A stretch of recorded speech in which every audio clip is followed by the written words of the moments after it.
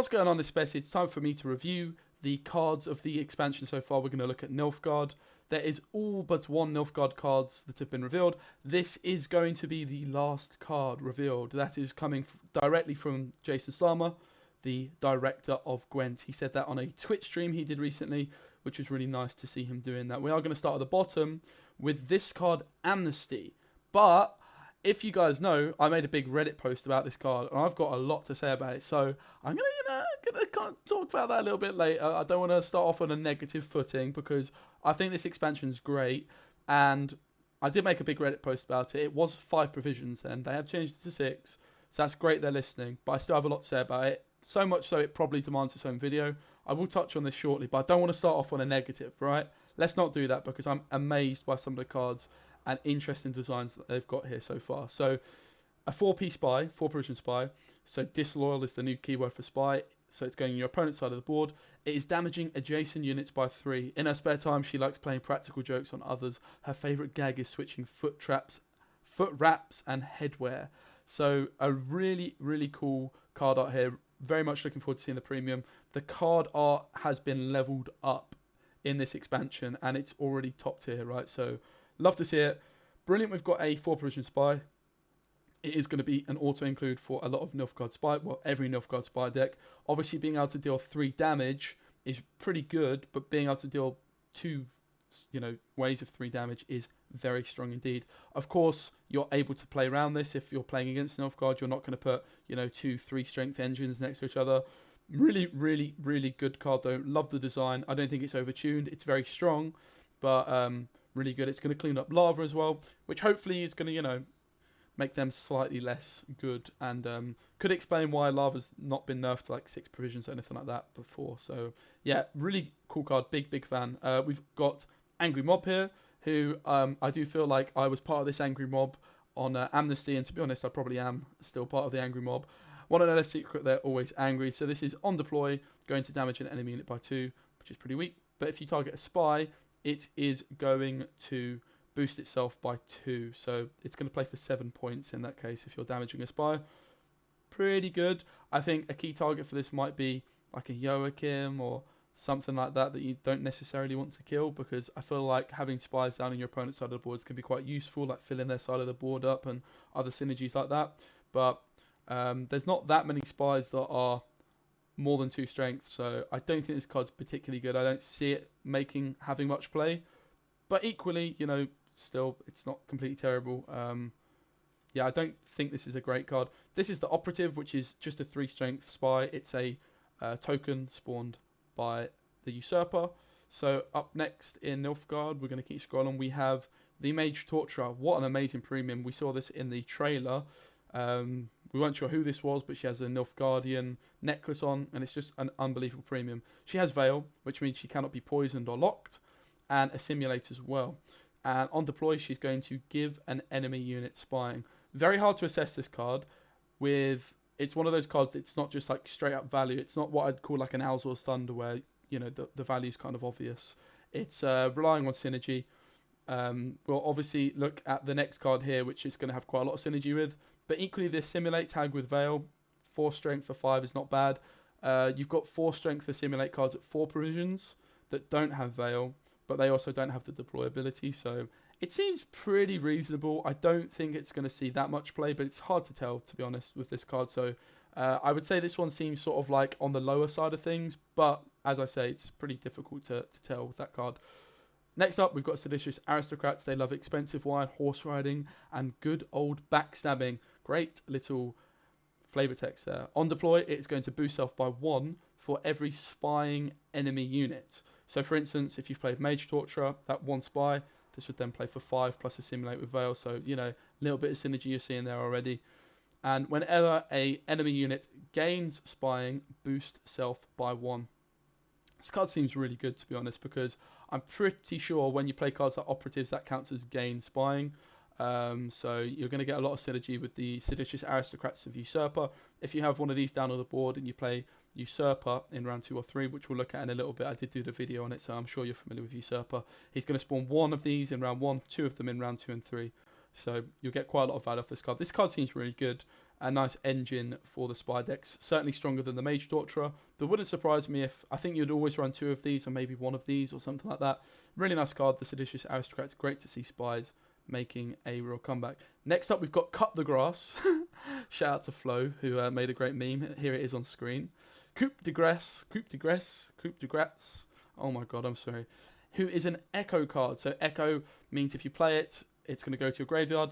And then at the start of the round, it's going to go on top of your deck, which means you're going to draw straight into it for the following round. But it also gives it Doom, so you can only play it in 2 rounds. It is essentially the sword. I can't think what sword. The red sword that is the 9 provision card. Damage enemy unit by 2. And if you kill it, play a copy. Because you're damaging an enemy unit by 2. And Deathblow, you spawn and play a base copy of it. But if it is a spy you're targeting, in other words, with the conspiracy tag, so if you're targeting the spy, you always trigger the Deathblow ability. So obviously the standout card there is going to be Joachim. You're going to hit Joachim with this for 2 points. You're going to play another Joachim, and obviously it's a tactic, so you can tutor this card very effectively with Menno. So you can play this card with Menno as its tactic. Menno already being, without doubt, in my opinion, the best tutor card in the game, because he does have the rather unfair advantage, in my opinion, of being able to play Raw Decree and things like that already, and marching orders, which someone like John Natalis can't do. So making Menno even stronger, and this card is going to be really great in tactics decks, but honestly, it's just going to be super good in those devotion decks as well, because it's thinning. You're going to get it twice. It's thinning in the sense you can play it through Menno, right? And a really strong card, and a really interesting card too. I feel like this card, maybe 10 provisions is a little bit on the low side, but we'll have to wait and see. I really love the design. I'm a massive fan. And if it turns out to be a little bit too good, you know, it is what it is, man. It's kind of hard to tell with this card, but I love the design. Card art is looking real beautiful as well. Here's one of my favourite cards. What a card art. Again, just phenomenal. His name, did we do the card text here? Sometimes death is a simple act. Sometimes death is but a simple act of mercy. Braithens. His name sounded similar to Urchin in Nilfgaardian. Braithens. His name sounded so similar to Urchin in Nilfgaardian that Braithens decided to turn him into one. Years later, Emir paid the mage back in kind. Braithens sound just like Fried after all. So Braithens has the Assimilate tag, very similar to the Mage Torturer here. And on deploy, you're going to create and play a bronze disloyal Nilfgaardian unit. There's not many disloyal bronze Nilfgaardian units. There is the Duchess, or the Duchy. Duchess's Informant, which is copying a unit on your opponent's side of the board, which would proc the Assimilate. There is the Emissary, which is a 1-strength spy which buffs one of your units by 7. And there is this new spy here as well, the Mage Infiltrator. So very low card pool on the bronze disloyal Nilfgaardian units, which means you know what you're getting. And the fact he's got Assimilate means he's going to come straight in at 5 as well, because you're creating a card not on your starting deck. Really, really nice card that's fully relying on synergy. This is the kind of gold cards I'm liking in the game, right? Rather than a card like Falibor, which obviously I love Falibor, but Falibor is a card you just put in every single deck because he's that good. He doesn't rely on synergy, he's just good, right? He's a point slam tempo card. Whereas this is a card that's going to be incredibly strong, I believe, with the correct synergies. And in a deck that doesn't support this card, you're not going to see it. And I think this is what Gwent needs more in their gold cards, moving away from cards like Falibor, moving away from cards like Yennefer's, whatever it's called. This is the kind of card I would like to see much more of. I'm pretty sure that's almost it for Nilfgaard. We've got 2 more. We've got Fergus here, who on deploy is giving an enemy unit spying. And with Devotion, so if you've only got Nilfgaardian cards, you're giving 3 enemy units spying instead. Again, pretty difficult to assess this card, but it's 7 strength for 7 provisions with this ability. Seems pretty good to me. I don't think it's like out of this world good. But, I mean, obviously, if with a Devotion kind of deck, instant synergy coming in with the Seditious Aristocrats, this card's very good. It's definitely going to be played in the Spine decks. I don't think it's that good outside of the Devotion decks. Just giving 1 spying, the 3 spying is quite a big difference, right? So, certainly not a bad card either. And actually, interesting enough, this card art is in the background for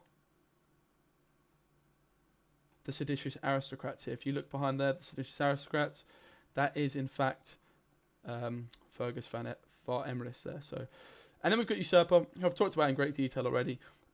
Pretty lackluster in round 1, just spawning 1 operative. Round 2, pretty damn good, spawning 2 operatives, and then being able to seize them back as well, just like he is in this round. So playing for 12 points plus synergies, and in the final round, just really nice because he's got that veil, which means he can't be poisoned or locked, and he's also going to be boosting himself by 1 for every agent you play, and there's quite a lot of decent agents in Nilfgaard. So overall, massive fan of this spine archetype. I think all the cards I've talked about so far have incredibly interesting designs. Really loving the vibe where it's not just like point slam cards that you just put in your deck without thinking about it. Don't require much setup. You can just whack them in. You don't just whack them in. Also, I think Nilfgaard's going to be really strong in its devotion because it's got lots of great ways of thinning, and the devotion cards seem pretty good, like Usurper and Fergus here. Because you've got Menno, you've got Vigo, you've got Imperial Brigades, you've got some really nice ways of thinning in Nilfgaard. So I think Nilfgaard's going to be a very strong way of playing Devotion. If you compare it to Northern Realms, at the moment Northern Realms has very few options to thin. Obviously, we don't know what cards are being revealed. Oh, there's actually another Nilfgaard card here. So there's a couple of Nilfgaard cards that have not yet been revealed. I was under the impression it was just 1, but there's actually 2. Let's talk a little bit about Amnesty. I'm going to make a video further on it.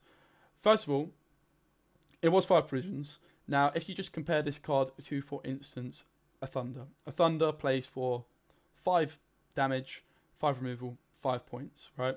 Whereas instantly this card, even without the Devotion tag, plays for 6. Okay? Plays for 6 removal, and on your side, right, because you're seizing an enemy, which is 3 removal essentially, and then it's getting you 3. So it's sort of trading up on that removal, even if you compare it to a Boiling Oil, which is the Northern Realms faction-specific version of Thunder, if you like, at 5 provisions. And I know this is now 6, but bear with me. So instantly it's sort of getting that bit of extra value. But equally, Seize is, you know, worth far more than the 6 points that it is, because chances are you're stealing an opponent's engine. Now, of course, it's kind of awkward to use, you could argue, like actually getting a 3-strength unit. But, I mean, there's plenty of cards you could take, even if you're taking not even necessarily an engine like a flying ship, like a Flamredanian. You're taking a Ronvid, anything like that, right? So you're instantly trading up, and it's getting far more. And that's not even including the Conspiracy or the Devotion, right? That's just assuming you take a 3-strength unit. So the fact that it was 5 provisions, it is kind of like a bit worrying, I'll be honest. And do you know what? It's not even worrying. It's just a bit weird, because I think they've done so well with like all these other cards. And I'll be honest, this is like my worst nightmare of a card, Amnesty, because as many of you guys know, I really do not like the Seize tactic, the Seize keyword. Now, I'm a Northern Realms player, so I've probably got quite a lot of bias there, but some of my least favourite cards in the game are Philippa. I mean, mainly Philippa. And I don't really like Swears that much, but I kind of, you know, I can get on board with Swears because there's only one of him. Once he's gone, right? And you can sort of play around him. There can be like mind games where I could buff my card up, and I know, yeah, that Swears might brick here. But I feel like when you've got Swears and you've got Amnesties as well, it becomes a little bit too much. I don't really see the need of this card. Obviously, it's now 6 provisions as well, which is great. They've listened. But, I mean, I would strongly argue it's, firstly, unnecessary. Secondly, it's incredibly oppressive for a bronze card. You can run 2 of these. Even without the Devotion, you could run Triss then and have a 3rd, which is pretty scary. It just shuts down a lot of decks. So if this card was ever to become, you know, in all decks, which I'll be honest, I think this is pretty much an auto include in Nilfgaard decks, especially because, like I say, they're going to be pretty good at playing Devotion. It remains to be seen just how good this card is. I obviously don't want to call it and get it completely wrong and sort of go out all over the place, but I would say that this card's pretty unnecessary. I don't really see why they've printed it, especially when you look at all the other cards. Every single other card in the expansion, we've obviously looked at the Nilfgaard ones, I think has a really cool design.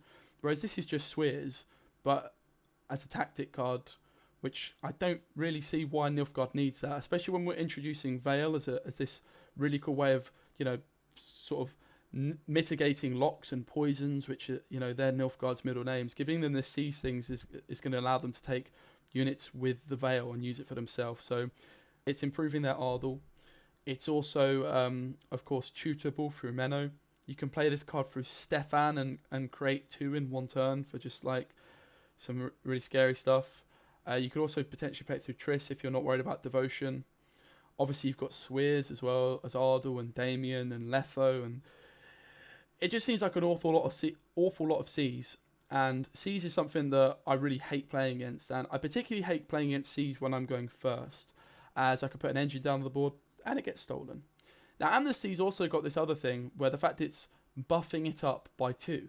So let's say I was to play a Revenant down on the board, let's say I was to use a Forbidden Magic, right? I managed to kill one of his units, I use my Forbidden Magic, and then I've got my Revenant down on the board, happy days, right, feeling good. And then he amnesties it. Let's say I've even got Ronvid on my side of the board, for example. He amnesties my Revenant, okay?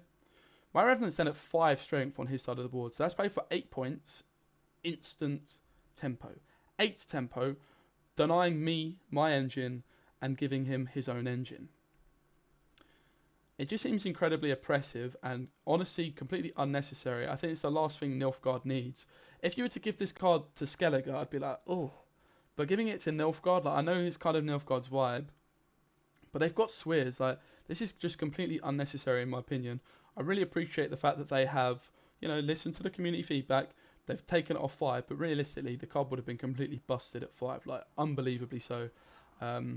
I do feel like Gwent at the moment has a big problem where there's quite a few cards which do not belong in the game, and this is an example, in my opinion. This is going to also work really well with probably my least favourite card of the game, Hefty Helg, where Hefty Helg is going to be put on the board, and you're going to be able to damage stuff down, and then Siege with Amnesty. You're going to be able to take stuff like Gaunt or Odim, even though he's got a Veil, and then use the Veil yourself, buffing him back up to 5 strength. There's going to be all sorts of different things you can do with this card, right?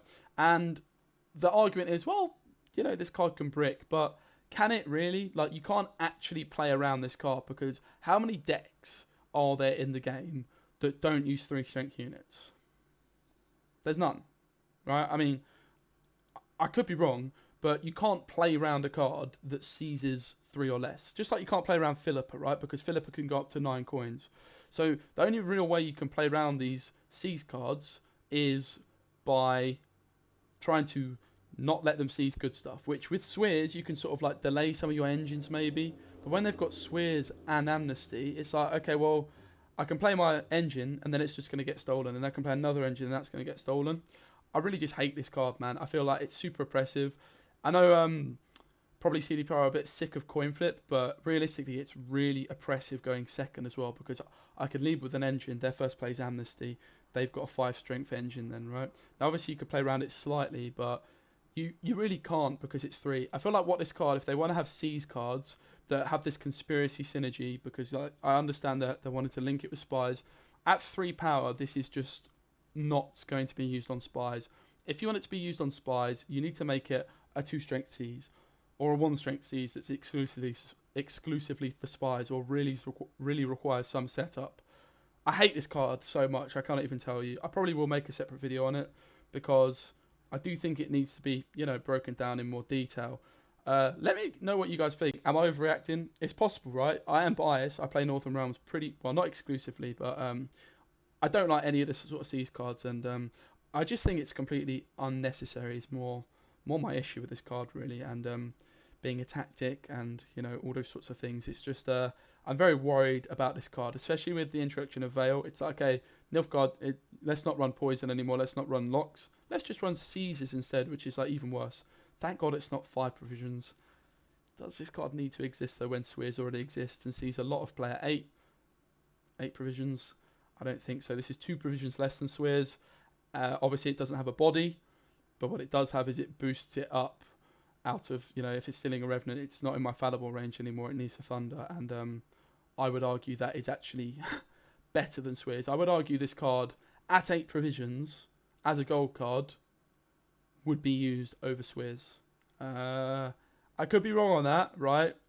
Obviously soldier decks and stuff like that, Swears is still going to get used, but I think you could make a strong argument that this card would still see play if Swears didn't exist at 8 provisions as a gold card. Not loads of play necessarily, but I think it would. Honestly. Seize is very good, and I just think I'm very worried about this card, man. I've been talking for ages about this card. Honestly, I'm pretty upset about it, because I feel like it spoils a lot. It doesn't spoil this other cool stuff, man, but yeah. Let me know what you guys think. Am I overreacting? Maybe. I will probably make another video on it at some point where I maybe script it more. But overall, on a positive, Nilfgaard cards, wicked. Thank you so much for pushing the spies kind of archetype. Similarly, what they've done with the Firesworn, which I'm going to have a video posted later on today. Love that they're pushing these underutilized or underdeveloped archetypes with these evolving cards, and obviously the other cards coming around. It's this one just obviously is something that every time someone's asking me, what are you thinking about the expansion? I'm like, yes, mate. They've done such a good job. The art's sick. The flavor text is cool. The card designs are unique and interesting. The neutral cards are really cool. The archetypes they're pushing are cool. They've got like new keywords like symbiosis and devotion. They're pushing these underdeveloped archetypes. But this card really scares me a lot. So it'll be interesting to see how it plays out. I hope I'm overreacting to this card. I really do. But I just think it's going to make Gwent very frustrating. Very frustrating when you play against it. If you're trying to, you know, have a bit of fun. This is like an anti-fun card to the max. Like, locks are bad enough. Seize as well. Like, anyway, like I said, the rest of it, wicked. Great job. Well done, CDPR. Please reconsider printing this card. Can we just... Let me know what you guys think. I'm interested. Because I know some of you Nilfgaard players are going to be going... Right. It's fine. Let's have a genuine discussion about it. I'm actually interested. Certainly at 5 provisions, I think we can pretty much all agree it was busted. At 6 provisions, does it need to exist? Does the game need this card? Does this card improve the game, or does it make it less enjoyable? Let's think of it like from a utilitarian perspective, right? Which is going to have more pleasure, this card existing or not existing? I think I know the answer, in my opinion. The grief it's giving me alone, it's not worth any amount of pleasure. I don't think so, yeah. Hope you enjoyed the video. More card reveals coming soon, card reviews and stuff like that. So yeah, much love.